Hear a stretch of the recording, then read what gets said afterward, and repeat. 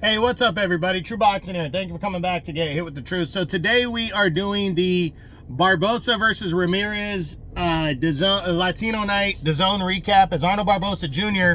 collided with Jose Ramirez and took a unanimous decision as they competed in a 140-pound tilt that took place on November 16th as the co-feature on Latino Night as part of Riyadh season on DAZN. Now, before we get into that, if you could smash the like button, leave a comment, or subscribe to the channel, I really do appreciate any and all support that I can get as I continue to build my channel here. So, this fight right here was, you know, I guess I'm going to say I was a little disappointed at how the fight kind of played out, but the right guy won the fight, you know, and, it just wasn't the fight that I was hoping for, you know. Yes, I picked Jose Ramirez to win. It was somewhat of a close fight over 10 rounds. I don't know why it had to be over 10 rounds. I feel like when you hit a certain spot, if you're fighting world-class competition on the other side, which this was on both sides, you should be competing in 12 rounders to get yourself ready for world title fights, which are 12 rounders, but a lot of eliminators are also 12 rounders, and then some aren't. So why this fight was not a sanctioned 12-round bout is beyond me. It should have been.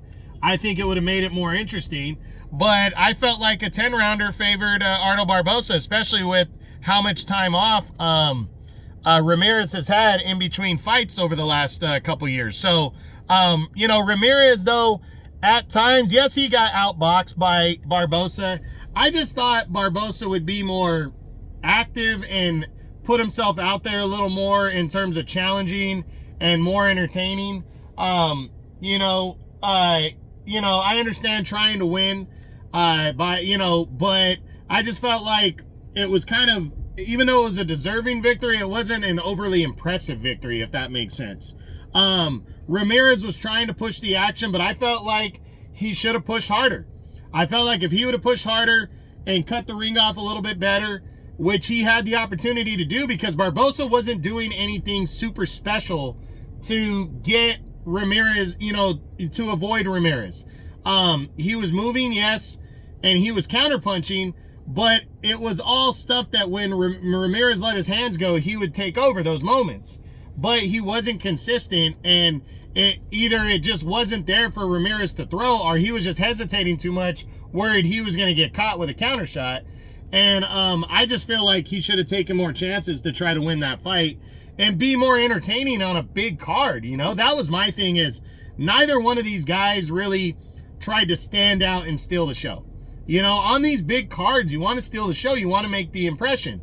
And yeah, Barboza, was a convincing win. But it wasn't this overwhelming, like, hey, man, you really look good against Ramirez.